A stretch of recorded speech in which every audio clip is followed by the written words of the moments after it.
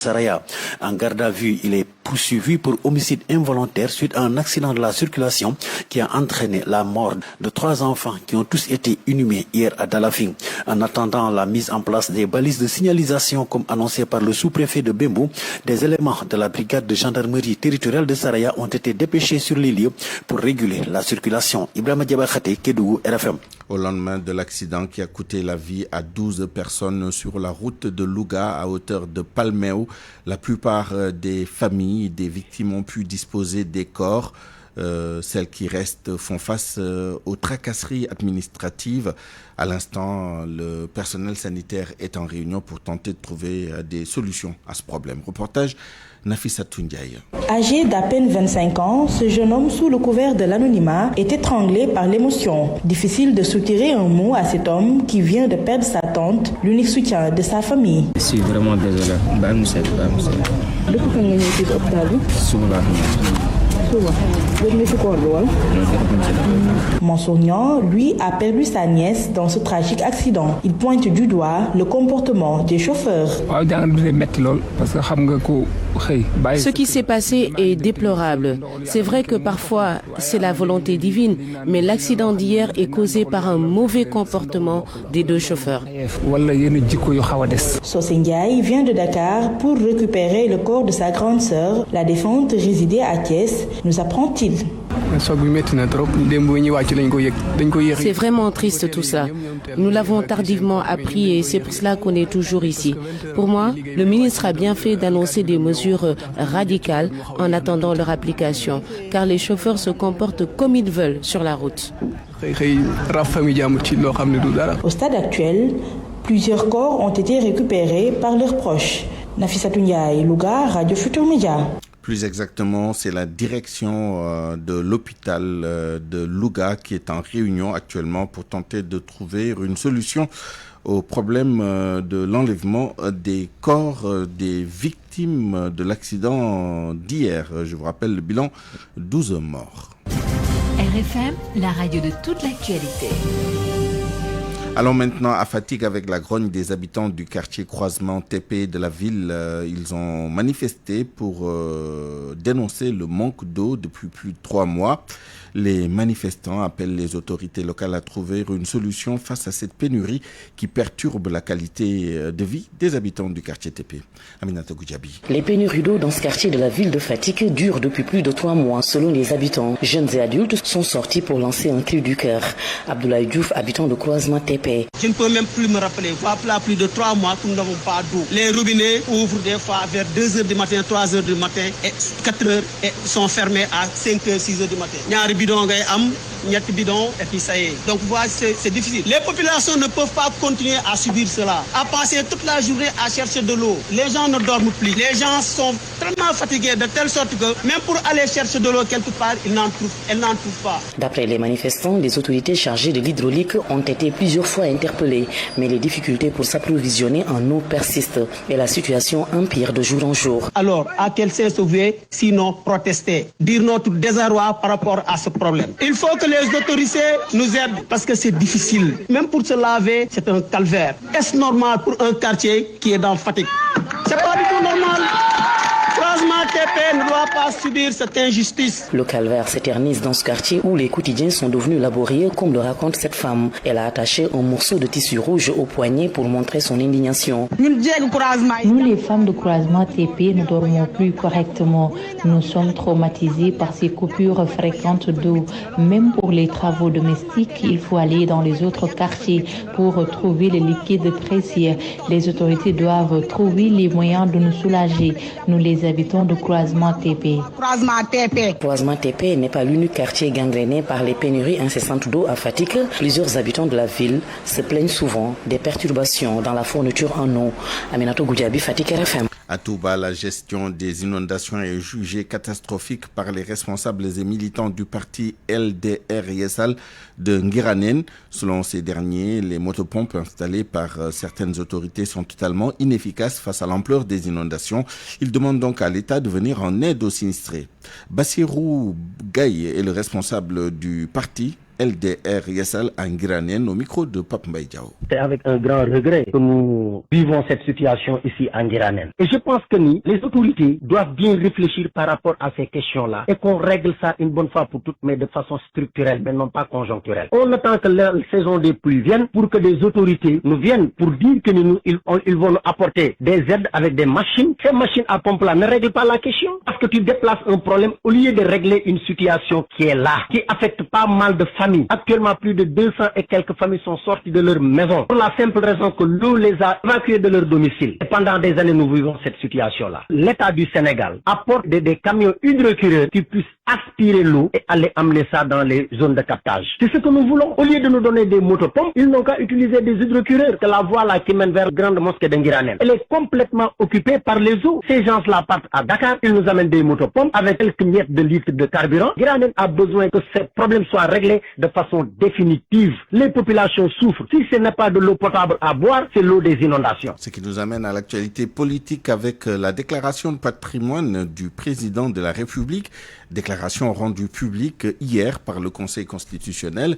RFM a fait une petite analyse sur les avoirs de Bassirou Diomaye Faye, notamment sur la maison de Mermoz. Mohamed Ali Mouba. Dans sa déclaration de patrimoine que Bassirou Diomaye Faye a remise au Conseil constitutionnel, le nouveau président dit posséder 3 terrains et une maison de 200 mètres carrés à Mermoz, terrain octroyé par le syndicat des impôts et domaines. Évaluation de la valeur vénale de ce terrain, 140 millions de francs CFA. Coût de la construction, 134 millions. Évaluation d'experts.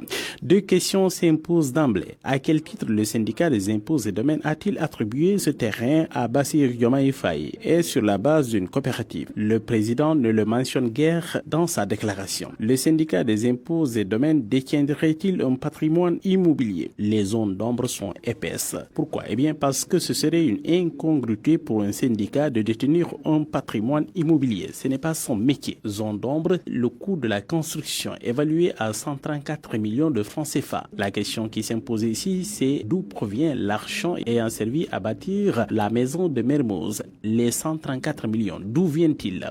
Des prêts, en don, une partie des émoluments issus des fonds communs, nulle trace de cet argent dans les prêts bancaires, en tout cas retracés. Toujours est-il que Bassirou Diomaye doit à la banque près de 30 millions. Aucun rapport entre le patrimoine déclaré et l'argent contracté. Voilà pour l'actuel président de la République. Quant à son prédécesseur, Abdelaziz Diop, membre de la société civile, déplore le vide juridique sur la déclaration de patrimoine d'un ancien président de la République. Il plaide pour qu'un ancien chef de l'État soit tenu de faire sa déclaration de patrimoine à la fin de ses fonctions. Écoutons Abdelaziz Diop, des propos recueillis par El Hadj Ndiogou Diène. La Constitution, elle est explicite pour le président élu. Le président élu doit faire sa déclaration de patrimoine écrite devant le Conseil constitutionnel qui la rend publique. Donc ça suppose que c'est une déclaration d'entrée. Mais les textes ne sont pas explicites par rapport à la déclaration de sortie. Donc qui peut être un vide juridique, mais en tout cas la loi ne prévoit pas cette déclaration de sortie du président de la République sortant. Par contre, pour les autres assujettis comme les ministres, ils font leur déclaration d'entrée durant les 3 premiers mois après la prise de fonction et leur déclaration de sortie durant les 3 mois après la fin de fonction auprès de l'OFNAC. Mais pour le président, il n'est pas tenu parce que la Constitution ne le prévoit pas. Il faudrait que le président, autant il fait sa déclaration d'entrée, mais il devrait aussi faire une déclaration de sortie, soit durant le premier ou les 2 mandats. Mais même mieux, le président réélu, la Constitution n'a pas été explicite à ce niveau-ci. C'est pourquoi l'ancien président avait fait sa déclaration en 2012, mais en 2019, il n'avait pas refait sa déclaration. Parce que la Constitution dit président élu. Donc il faudrait vraiment être plus explicite dans ce sens pour que le président fasse sa déclaration d'entrée et de sortie comme les autres assujettis, mais aussi que le président réélu pour un second mandat aussi puisse faire sa déclaration de patrimoine. RFM, la radio de toute l'actualité. Venons-en maintenant au concours général avec la remise des prix à la centaine de lauréats à l'instant même à Dakar. Évidemment, nous reviendrons plus largement sur cette cérémonie de distribution des prix aux lauréats du concours général, mais arrêtons-nous un instant sur le coût de l'opération. quelques 410 millions de francs CFA.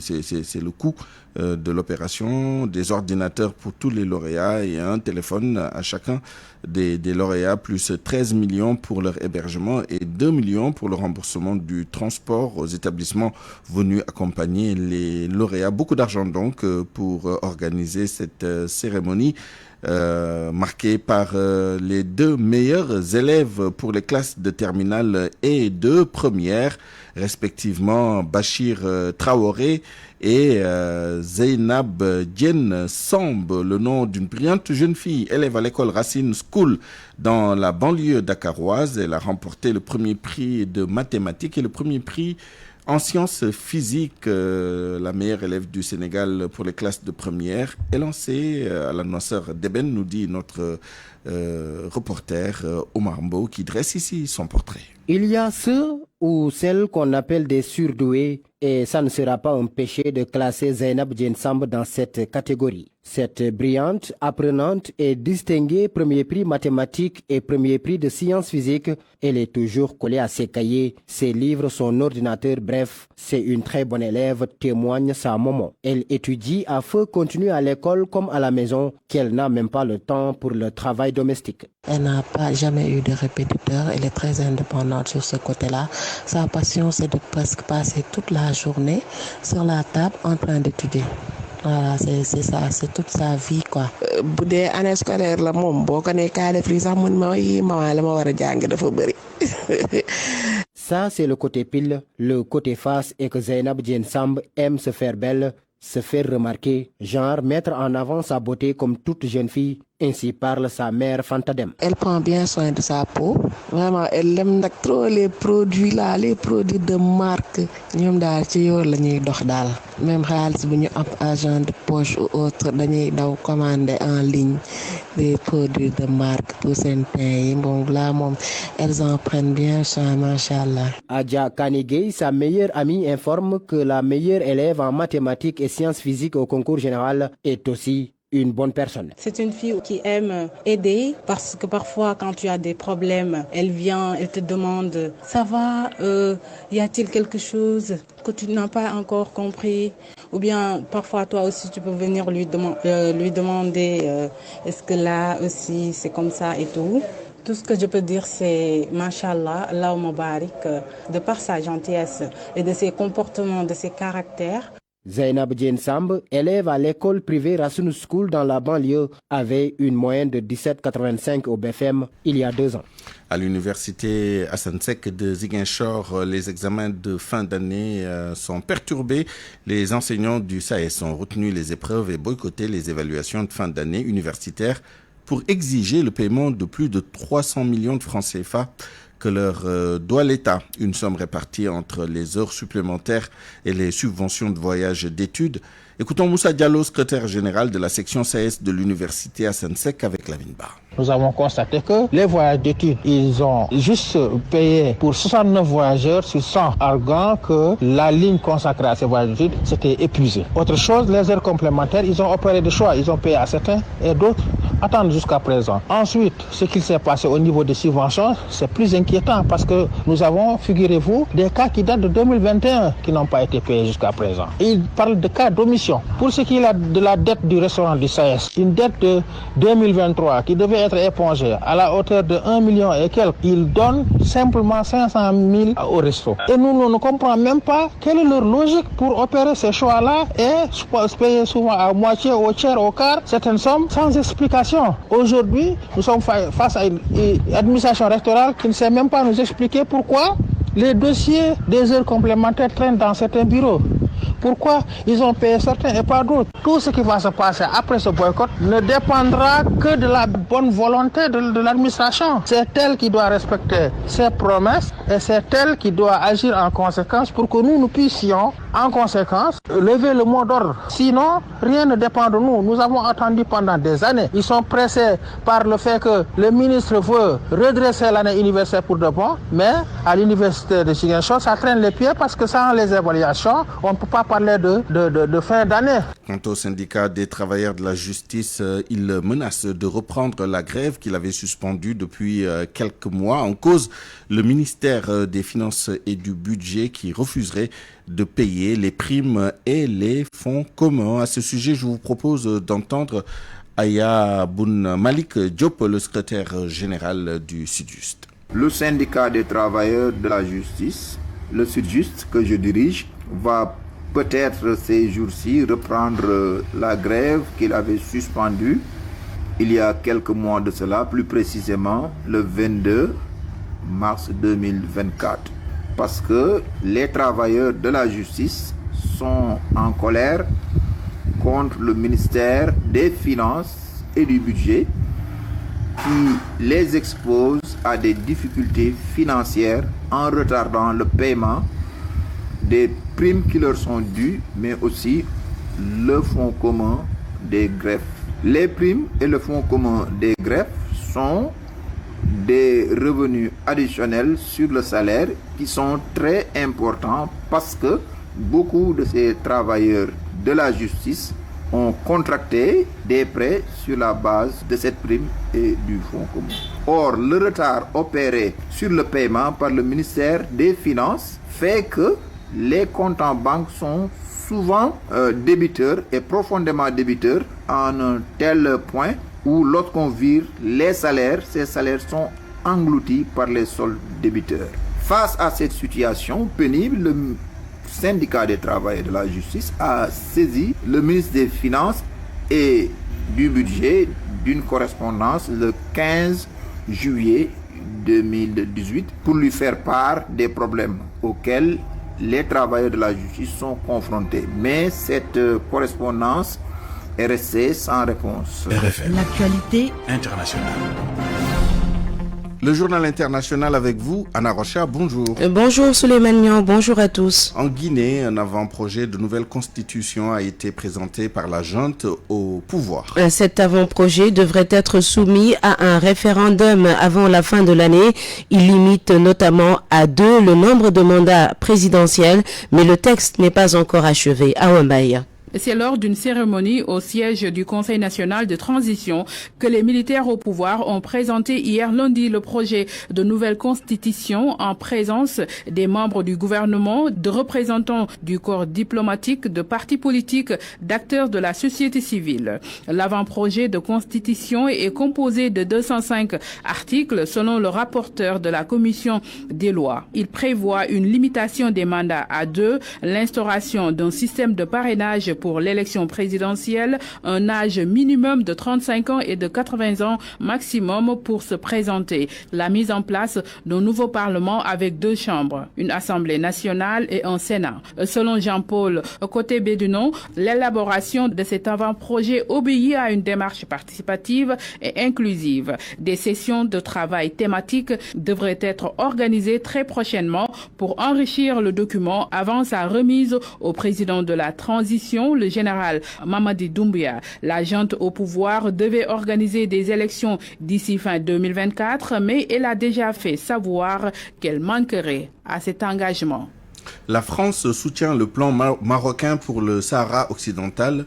L'Algérie, pour sa part, désapprouve. Dans une lettre adressée au roi Mohamed VI, rendue publique ce matin par l'Élysée, Emmanuel Macron juge que le plan d'autonomie du Maroc est la seule base pour régler le conflit. Un revirement, selon le journal Le Monde, qui fait suite à plusieurs années de tensions avec le royaume chérifien. Cette nouvelle posture des autorités françaises pourrait donc créer une nouvelle brouille avec Alger. Salimata Ao. Dans une lettre adressée au roi Mohamed VI à l'occasion de l'anniversaire des 25 ans de son règne, Emmanuel Macron dit considérer que, je cite, le présent et l'avenir du Sahara occidental s'inscrivent dans le cadre de la souveraineté marocaine. Paris estime donc que le plan marocain est la seule base pour résoudre le conflit avec le Polisario, un conflit qui date de près de 50 ans. Dans sa lettre, le président Macron estime que le soutien de la France au plan d'autonomie proposé par le Maroc en 2007 est clair et constant et constitue désormais la seule base pour aboutir à une solution politique juste, durable et négociée conformément aux résolutions du Conseil de sécurité des Nations Unies. Le cabinet royal marocain a salué une évolution importante et significative. Par contre, cette annonce a été fortement décriée par Alger qui soutient les indépendantistes sahraouis. Macron semble vouloir tourner la page d'une période de tension extrêmement forte entre le Maroc et la France. Et puis sur la guerre à Gaza, le ministère de la Santé du Hamas annonce un nouveau bilan de 39 400 morts dans le territoire palestinien depuis le début de la guerre, il y a près de 10 mois maintenant. Dans un communiqué, le ministère précise également qu'au moins 37 personnes ont été tuées ces dernières 24 heures. Par ailleurs, plus de 90 000 personnes ont été blessées dans la bande de Gaza, Souleymane. Merci Anna Rocha, il est 12h22. RFM Sport.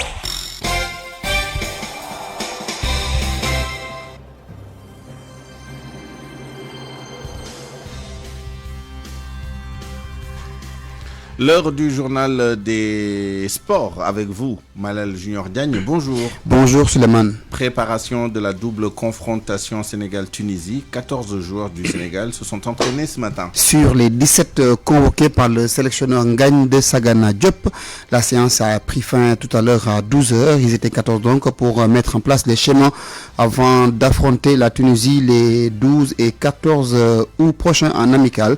Ce sera donc deux matchs amicaux internationaux afin de permettre donc à l'équipe nationale du Sénégal de revisiter ses gammes et de préparer les prochaines compétitions. Le basket également, mais au para-basket avec la finale de la Coupe nationale au niveau du championnat, l'affiche connue entre Thiès et Mbour pour cette année. Le président de la fédération para-basket, Cheikh Tidiane Ndiaye, invite les autorités à les aider afin d'organiser une belle fête et de récompenser les meilleurs acteurs de la saison. Cheikh Ndiaye que nous avons joint ce matin. On s'achemine vers la finale saison 2024. On a comme affiche Thiès va croiser l'équipe de Mbour. Pour la première fois dans l'histoire de Parabasket, nous avons deux équipes finalistes venant de la région de Thiès. La surprise qu'on a notée, c'est l'absence des grandes équipes comme Pikine et Dakar Plateau qui avaient l'habitude de jouer les finales. Maintenant, cette finale est prévue le 17 août et est dédiée au trophée du chef de l'État. Nous lançons un appel solennel à toutes les autorités du département de Thiès et de Mbour vraiment à venir soutenir leurs équipes. Donc, vu leur parcours, donc ils méritent d'être accompagnés. Également, lancer un appel aux sponsors et aux partenaires de venir soutenir le parabasket. Pour rappel, la finale est dédiée au trophée du chef de l'État, son Excellence, Monsieur le Président Bassirou Diomaye Faye.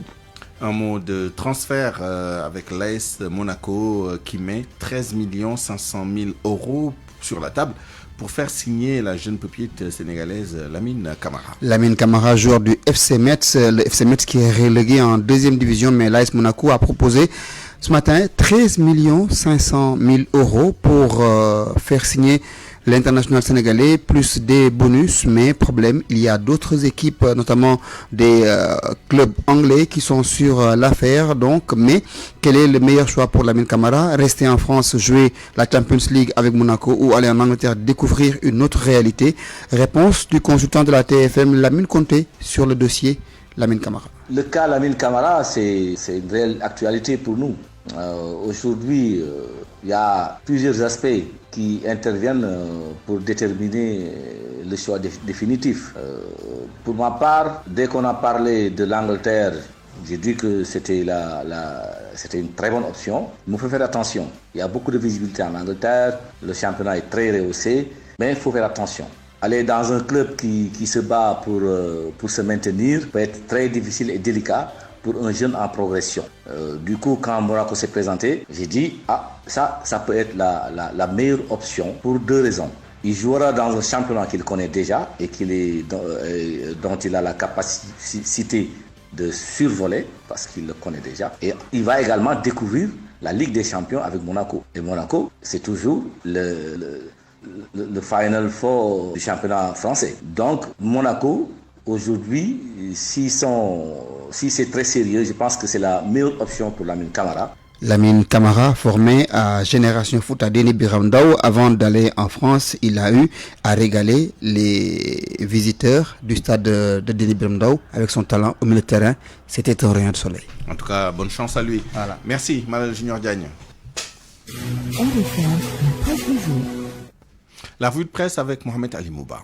Bonjour. Bassirou Diomaye Faye, un patrimoine qui interpelle. En effet, comme le constatent la plupart des publications, le président de la République s'est acquitté, comme le stipule la loi, de la déclaration de patrimoine. Il passe à l'acte Bicheron Le Soleil qui semble minimiser ses biens. Salaire mensuel 5 millions, une maison, 3 terrains, un véhicule, un endettement de 25 millions ou 30 millions tout au plus. Le confrère évacue la question sans autre forme de procès. Enquête lui aussi se place sur cette ligne et indique que Bassirou ne pèse presque rien, en tout cas pas lourd, et remis par le petite fortune, mais certains confrères ne sont pas contentés de regarder en surface. Ils ont voulu analyser ce patrimoine. C'est le cas du journal L'Info. Mon confrère note que Bassirou Diomaye Faye se présente un homme pauvre en argent, mais en vérité il est riche en immobilier. Diomaye est riche propriétaire terrien, une maison à Mermoz de 200 mètres carrés d'une valeur de 134 millions, un terrain de 4 hectares à Sandiara dans son village natal aussi à Kermassa. Mon confrère relève aussi des incongruités.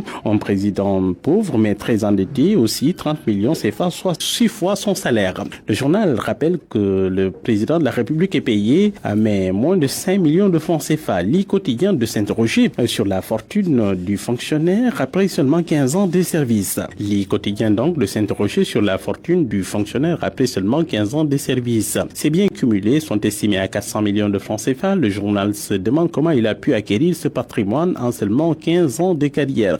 Les privilèges des inspecteurs des impôts et domaines interpellent. L'Obs s'interroge lui aussi sur l'origine des fonds qui lui ont permis de bâtir sa maison à Mermoz. Le quotidien note que toutes ces richesses ont été acquises grâce aux avantages de sa fonction enrichie par le système de privilèges. Le journal note qu'ils ont été enrichis par le système. La déclaration de patrimoine de Bassirou Diomaye Faye souligne à quel point il est urgent de réformer la grille des salaires dans ce pays. Un petit fonctionnaire qui a la chance de devenir inspecteur des impôts peut se permettre, moins de 5 ans de service, de payer ses anciens camarades de classe devenus professeurs agrégés, médecins ou ingénieurs. Cela du fait d'un système unique et maintenant que ces impôtiers, comme les appellent certains, ont l'argent, ils veulent accaparer le pouvoir politique. Peut-on les croire quand ils prétendent vouloir en finir avec ce système qui les a créés, se demande la publication. Le journal Le Quotidien de relever en tout cas que beaucoup de fonctionnaires sénégalais n'ont pas de tels revenus. Cela n'empêche que ces revenus gonflent chaque trimestre.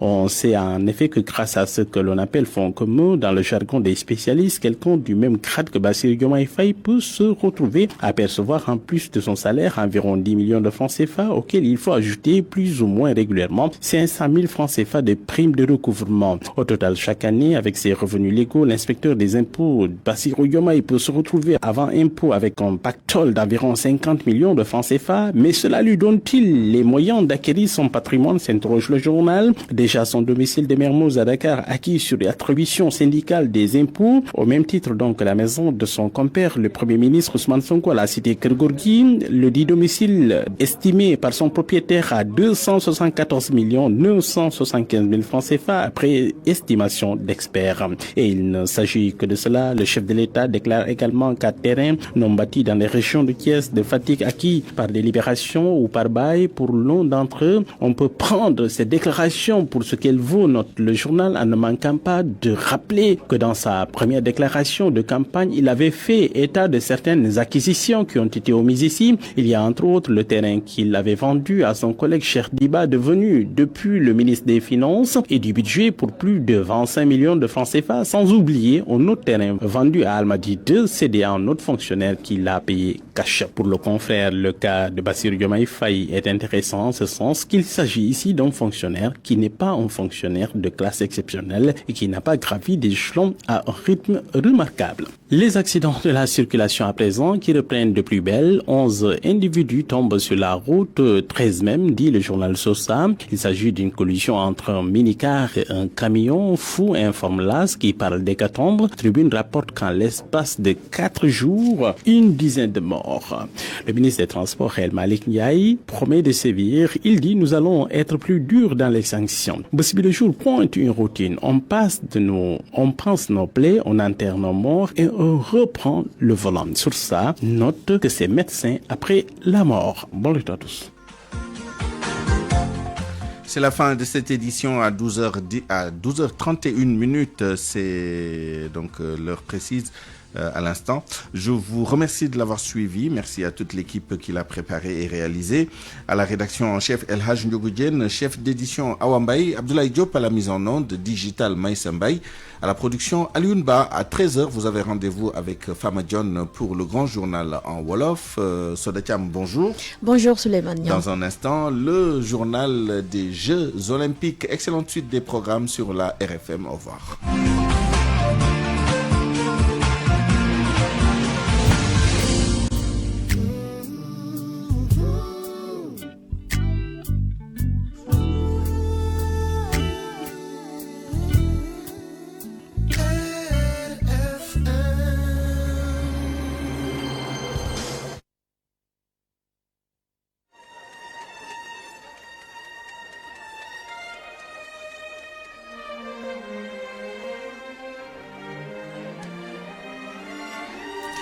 Merci à Souleymane Niang.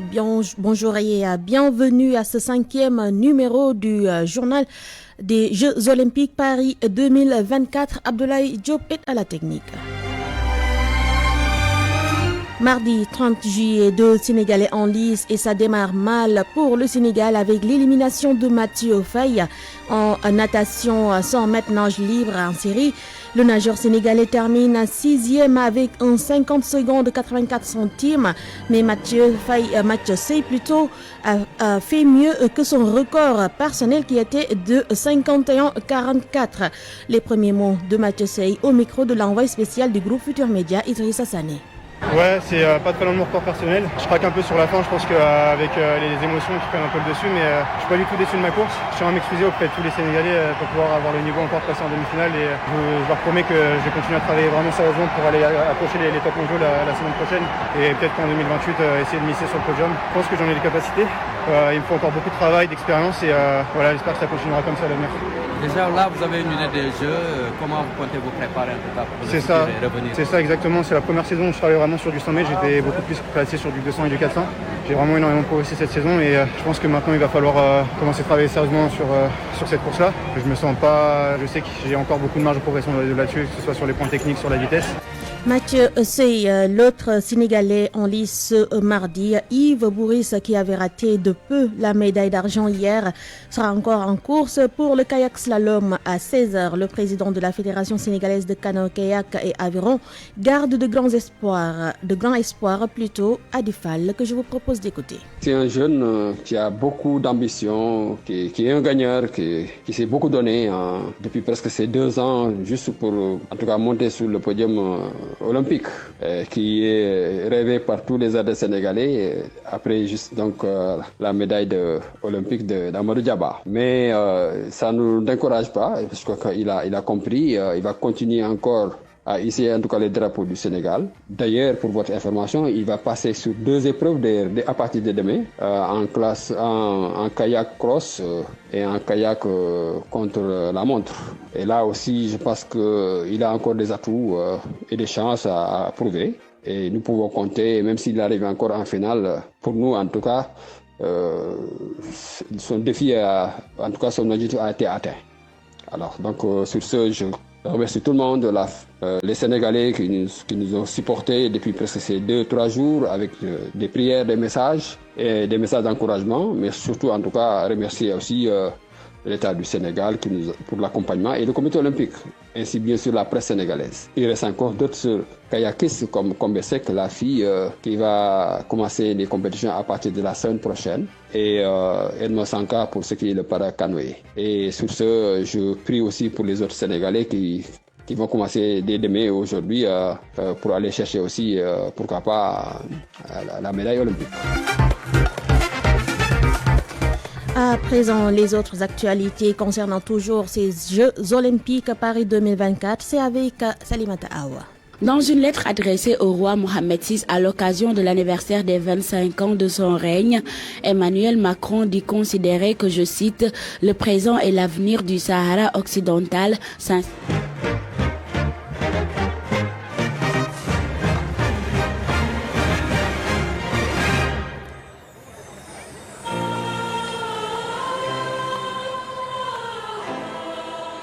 Les Jeux olympiques de Paris 2024 distribueront 12 médailles d'or ce mardi pour la 4e journée officielle de compétition depuis la cérémonie d'ouverture. Dans le lot, Clarisse Agbenienou, qui était très attendue chez les moins de 63 kilos en judo, est en demi-finale. Une demi-finale attendue à 17h. L'escrime sera également à surveiller de près avec l'équipe féminine d'épée qui vise une médaille au Grand Palais. L'escrime, on y reste avec l'Égyptienne Nada Hafez qui révèle être enceinte de 7 mois après sa participation. L'escrimeuse égyptienne a même gagné un match dans le tournoi de sable. Une confession très étonnante. En natation, le médaillé d'or sur le 400 mètres 4 nages, Léon Marchand, est de retour dans les bassins de la Défense Arena aujourd'hui. Il tentera de se qualifier pour ramener au bleu 2 nouvelles médailles dans ces Jeux olympiques. Toujours sur les actualités des Jeux olympiques, les données d'athlètes israéliens diffusées sur les réseaux sociaux ont été retirées. Une annonce du parquet de Paris. Il a aussi ouvert une enquête pour atteinte à un système automatisé de données pour y voir plus clair. En boxe, les femmes obligées de porter un casque et non les hommes. Une différence de traitement qui pose question, d'autant plus que l'utilisation de la protection ne serait pas bénéfique pour la santé. Accusation de blasphème durant la cérémonie d'ouverture des Jeux olympiques. Thomas Joly se défend. Le directeur artistique de la cérémonie met fin aux rumeurs en affirmant que la peinture de Da Vinci Code n'était pas son inspiration. L'idée était plutôt de faire une grande fête païenne reliée aux Jeux de l'Olympe. Les Jeux olympiques, c'est aussi ce couac sérieux pour l'épreuve masculine de triathlon qui est reportée à demain pour des raisons sanitaires à cause d'une eau de la Seine encore trop polluée. Une annonce des organisateurs 3 heures avant le départ. Le triathlon est la première discipline olympique qui doit se tenir dans le fleuve avant la natation en eau libre, la 2e semaine des Jeux olympiques de Paris. On termine avec les médailles, avec le Japon qui est en tête avec 6 médailles d'or, suivi de la France, la Chine, l'Australie avec 5 médailles d'or. À présent, les sports collectifs que nous démarrons avec le football dans le groupe A. La Guinée, dernier au classement avec 2 défaites, affronte les États-Unis. La Nouvelle-Zélande joue contre la France, leader de la poule A. Dans le groupe B, après une victoire et une défaite, le Maroc, 2e au classement, affronte l'Irak. Ukraine face à l'Argentine. Et dans ce groupe B, les 4 équipes partagent le même nombre de points, 3. Dans le groupe C, l'Égypte, 2e au classement, fera face à l'Espagne, premier donc de son groupe avec 2 victoires. République dominicaine rencontre l'Ouzbékistan.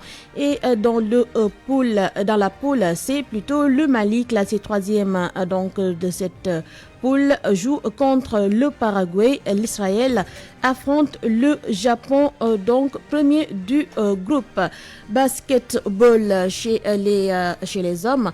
Aujourd'hui, dans le groupe A, l'Espagne va essayer l'Espagne s'est rachetée tout à l'heure face à la Grèce après l'avoir battue 4-24 à 77. Le Canada fera face à l'Australie. Dans le groupe B, Japon, France, Brésil, Allemagne. Et puis handball chez les filles, Pays-Bas rencontre actuellement l'Espagne. Hongrie fera face à l'Angola. La France face donc au Brésil. Et puis nous allons parler donc des faits marquants donc des JO. Le cheminement des femmes vers la parité aux Jeux Olympiques est un marathon banni des arènes et des tribunes durant l'Antiquité, absente des premiers Jeux de l'ère moderne en 1896. Les premières participantes n'étaient que 22 aux JO de Paris en 1900, péniblement autorisées à concourir dans quelques épreuves. Pape Malik Diaw nous en parle. Je n'approuve pas personnellement la participation des femmes à des concours publics. Oui, vous ne rêvez pas. C'était là les propos de Pierre de Coubertin, père fondateur des Jeux Olympiques, concernant son avis sur la participation des femmes. Lui était persuadé que le sexe féminin devait tout simplement récompenser les hommes avec la couronne olympique gagnée et s'en tenir. Les femmes pourraient participer si on le juge nécessaire. Je n'approuve pas personnellement la participation des femmes à des concours publics, ce qui ne signifie nullement qu'elles doivent s'abstenir de pratiquer un grand nombre de sports, mais sans se donner en spectacle. Aux Jeux Olympiques, leur rôle devrait être surtout, comme aux anciens tournois, de couronner les vainqueurs. Vous l'aurez donc compris, les femmes sont d'abord exclues des compétitions. D'après la doctrine du comité olympique, elles sont donc complètement absentes lors des JO de 1896. Seulement, le comité international olympique, le CIO, décide finalement d'ouvrir certaines épreuves aux femmes aux JO suivants, à savoir en 1900. Parmi les quelques disciplines qui leur sont désormais ouvertes figurent le tennis sur gazon, la voile, le croquet, l'équitation et le golf. Ces sports sont considérés comme étant compatibles avec la féminité à cette époque. Alors, sur les 997 athlètes inscrits aux JO de Paris en 1922 étaient des femmes. Seulement, à côté, les femmes se sont serrées les coudes, notamment sous l'impulsion de Alice Miat, à l'époque pionnière du sport féminin, qui avait d'ailleurs organisé les Jeux Olympiques féminins à Paris en 1922. Une compétition qui continua de voir le jour et de faire du bruit jusqu'en 1934. Il faut attendre 2007 pour que la charte olympique rende obligatoire la présence des femmes. Pape Malik Diaw qui ferme donc ce 5e numéro du journal des Jeux Olympiques. Merci également à Salimata Aw, l'envoyé spécial du groupe Futur Média Idrissa Sané, côté technique Abdoulaye Diop, Aliouba, Maïsambaï Digital. Rendez-vous à 13h pour la version Wolof.